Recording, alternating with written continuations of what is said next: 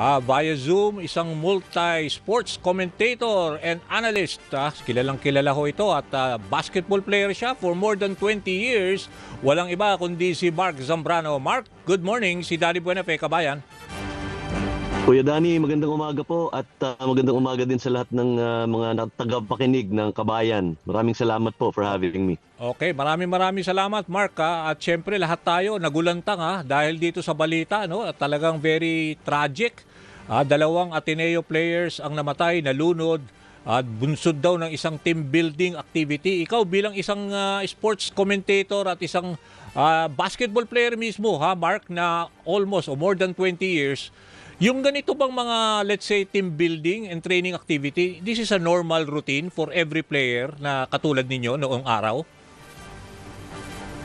Kuya Danny, ito pong team building, kasi po alam naman po natin sa lahat po na naglalaro ng basketball, kahit po yung hindi professional, kahit yung mga naglalaro lang sa weekends. Yes. Ang basketball po kasi ay isang team sport.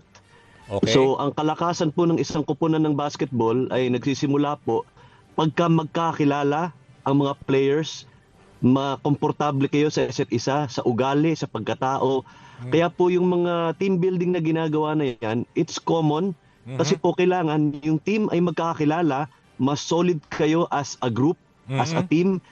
Kaya po yung mga team building na ginagawa po na yan ay para po maging mas solid yung koponan. Kasi po pag ang basketball player ay, basketball team ay hindi solid, hindi nagkakaisa, hindi po magre-result sa mga panalo po yan. Kaya yung mga team building, pampapatibay po ng samahan yan. Okay, so maintindihan natin yon kung ang talagang layunin is yung maging cohesive, di ba? Maging solid kayo as a group. Pero ibig sabihin, ang marami kasing lumulutang ng mga komento sa mga social media, bakit sa beach? Kailangan ba swimming is part of the team building activity? At yung mga, di ba, mga insinuation, although hindi pa naman conclusive, yung mga weights dyan sa mga ankle, di ba, na sinasabit daw na could have cost. Pero hindi natin masasabing yun nga nangyari. Pero ibig sabihin, may mga ganun na lumulutang. Mark, so ano ang takeaway mo dito? Kuya Danny, ang hindi po ako privy talaga dun sa actual na detalye dun sa mga nangyari dun sa dalawang players na nasa way. Pero what I can say po, sa basketball po kasi meron pong tinatawag na sport-specific training. Okay. Ngayon po, there are some basketball programs, depende po sa eskwelahan, depende po sa institusyon. Pero dun sa mga karanasan ko po, as a player before, ang swimming po ay ginagamit sa cross-training, yung tinatawag po na cross-training. Ano po ba yung cross-training? Ang cross-training po ay nagpapasok po kayo ng training mula sa ibang sports at gagamitin nyo sa basketball training. Swimming po is one of them. Kasi po ang swimming, kung alam nyo po, Kuya Danny, ang swimming po ay isa sa mga sports na nagpapalakas at nagpapatibay ng buong katawan. Okay. Overall po ang epekto ng swimming training. Kaya po yung sa sport-specific basketball training, marami na pong programa ang gumagamit ng swimming para pong pangpalakas ng upper body at ng legs. Yung pong weights na sinasabi nila, ginagamit din po yan. Ewan ko kung napanood niyo po yung training ni Michael Jordan noong araw. Na naglalakad siya left and right habang pasulong na nasa swimming pool hanggang bewang. Meron po siyang weight sa ankles, meron po siyang weight sa braso. Pampalakas din po yun. Ginagamit din po yun. Ang malaking katanungan po ngayon, Kuya Danny, is kung paano ginagamit yung weights na yun at paano ginagamit yung swimming training. To be honest po, Kuya Danny, sa ilang taong ko na pong naglalaro ng basketball, sa ilang taong ko na pong nagko-cover ng professional basketball at amateur basketball, hindi ko pa po naririnig na nagkaroon ng water training sa beach, sa dagat. Ayun, ang gusto ko tanungin. Kasi nga, yun sa swimming pool po, kadalasan nagagawa yan. Meron po pa silang ginagamit na yung pong maliit na swimming pool na merong machine na gumagawa ng alon na sasalubungin mo para pampalakas nung lower body mo. Yun, ginagawa din po yan. I have never heard water training specifically for basketball na ginawa po sa dagat. Okay, so yun nga. So yun nga ang pinupunto ko dahil binabanggit mo na rin si Michael Jordan na isa sa pinakamagaling na mag-basketball, no? Ibig sabihin siya sa pool, swimming pool, ginawa, 'di ba, yung water weights training na naglalakad siya. Kasi iba ang discipline pagdating sa beach, hindi mo malalaman. Ang sabi pa ang mga, nakikita natin na iba raw ang naging current, no, yung alon nung time na yun, no. Ibig sabihin, kung hindi ka pa marunong maglumangoy, that can aggravate the situation. Di ba, Mark? At for now, hindi mo alam kasi sabi mo iba-iba ang basketball program ang bawat isa. Siguro itong late siguro matagal na yung mga experience mo when you were still a basketball player. Pero ito ba mga current na mga let's say basketball program, naririnig mo talagang sa beach ginagawa na rin yung mga weights training for basketball players? Yung mga modernong basketball training program po, specifically sa amateurs, kung saan papasok po itong collegiate basketball, wala po ako naririnig na ginawa sa dagat. To be honest, Kuya Danny. Ang basketball po kasi, ano po yan compared to other sports, napaka-scientific na po ng training ng basketball ngayon. May tinatawag na po silang plyometrics training, kung saan tinatarget po yung mga muscles at parte ng katawan ng basketball player na kailangan mo para mas manalo.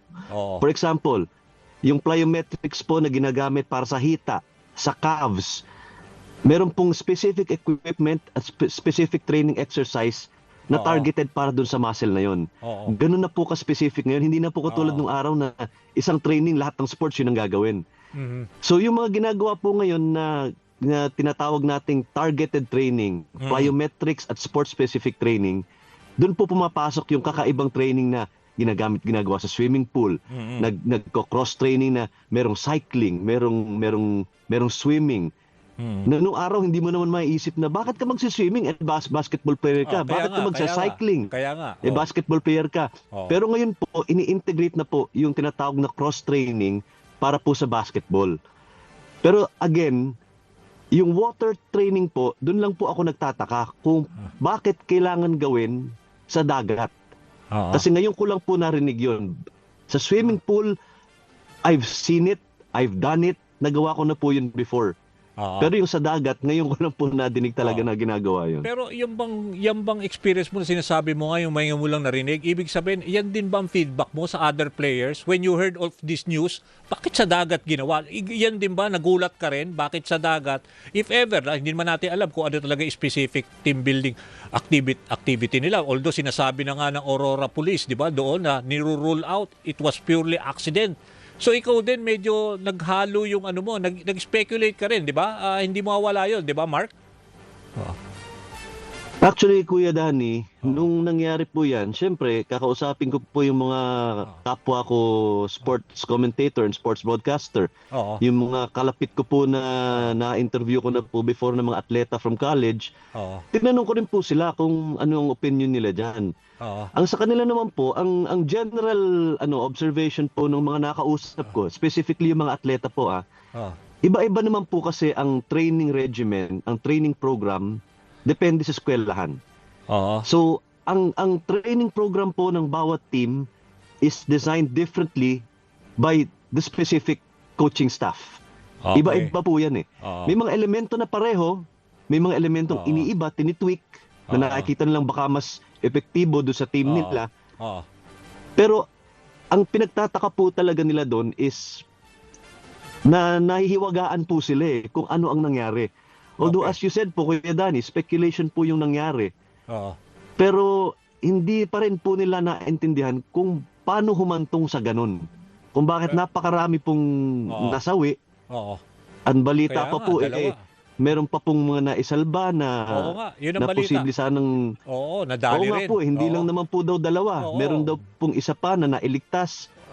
So, hindi pa po malinaw yung mga ganun eh. What I can speak of, Kuya Danny, sa personal ko pong experience is specifically on the sports side lang po. Sige. Hindi ko po alam kung ano talaga yung what happened there, but it's sad to say na I'm sure the coaching staff meant well. I'm sure ang intention talaga nila dyan is para mas maging solido yung team nila, mas maging united yung team nila. Pero malungkot lang po na may ganyang nangyayari kasi I'm sure wala namang may gustong mangyari yan. Pero Mark, para clear lang sa ating mga viewers, di ba you're also graduate of Ateneo? Did you play for Ateneo? Hindi po. I was part of the team B nung training po nung time na yon when I was in high school. Okay. Pero most of the coaches currently na nasa likod ng Ateneo basketball program, kilala ko po lahat ng mga yan. When I was still studying, sila na po yung nagsisimula na sila nung time na yon. Okay, did you know personally si Coach Tab Baldwin?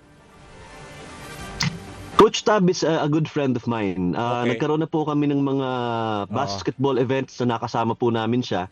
Commercial basketball events where we work together. So hindi ko pa po siya nakakausap since this happened. I wish him well. I hope na kung ano man yung mangyayari dito ay malinawan po sila. At ang public, of course, si Ateneo community din. I wish na malinaw na kung ano talaga ang nangyari. Pero itong, as far as you know him, si Coach Tab Baldwin, no? Yung kanyang style of sports training discipline, ito ba something na talagang ginagawa niya for the past years na? Let's say yung sa dagat, na ito mga weights program? As far as I know po, Kuya Danny, sa pagkakilala ko po kay Coach Tab, si Coach Tab is one of the most scientific basketball coaches around. Okay. Bago po napunta ng Pilipinas yan, nakilala na po siya abroad for developing teams from scratch. Lahat po ng hinawakan niyang teams na nasa lower ranked levels, after a few months, bumubulusok yung performance. In terms of credentials po, is mahirap pong humanap ng katapat si Coach Tab. He is one of the most seasoned, one of the most scientific in terms of training. Ngayon po, Kuya Danny, hindi ko alam kung siya ba talaga ang nag-design ng ganitong sports, training program. Kung siya po ang nag-decide na gawin ng mga ganito sa isang team building. That part I don't know. Ang alam ko lang po is pagdating do sa basketball side, si Coach Tab po is very scientific. Yun lang po ang pagkakilala ko sa kanya. He is talagang lahat po ng mga modernong techniques sa training ng mga players, ina-apply po niya sa development ng lahat ng team na hinahawakan niya. So ikaw mismo, bago kita bitawan, Mark, as a product of Ateneo, at dahil nga ito dumadaan tayo sa pagsubok itong mga taga-Ateneo ngayon, do you think na meron dapat maging accountable o meron managot sa nangyari sa pagkamatay, or do you accept na ito ay talagang purely accidental lang? Well, hindi. Sorry, base po sa narinig. Base po sa naririnig natin sa balita na maraming nagsasabi for now ay accidental. Nakakalungkot nga po. Pero again, sa opinion ko po kasi, Kuya Danny, kailangan po talagang busisiin kung ano talaga ang naganap dun sa team building. Punot dulo, no? Punot dulo. Kasi kung basic team building lang po yan, walang masama po sa team building. Kahit nga po sa corporate, ginagawa yan, hindi lang sa sports Pero bakit po umabot sa ganun? At bakit po maraming naapektuhan? Kung hindi po siya aksidente, lahat po tayo gustong may maging accountable dyan. Whether it's the coaching staff, whether it's the school, whether it's the sports program, kailangan po may maging responsable. Pero kung aksidente po talaga, wala po tayo magagawa dahil aksidente po ang nangyari talaga. Okay, Mark, maraming salamat sa ibinahagi mo sa amin. Ako, napaka-helpful siguro itong mga comments mo, at least take away mo dito sa nangyari. Thank you, Mark. Maraming salamat po, Kuya Danny. It's been an honor. Thank you so much for having me. Salamat. Okay. Yan ho si Mark Zambrano, multi-sports commentator and analyst, at saka basketball player siya for more than 20 years. Product din to ng Ateneo, kaya talaga nakaka-relate siya sa ganitong sports program.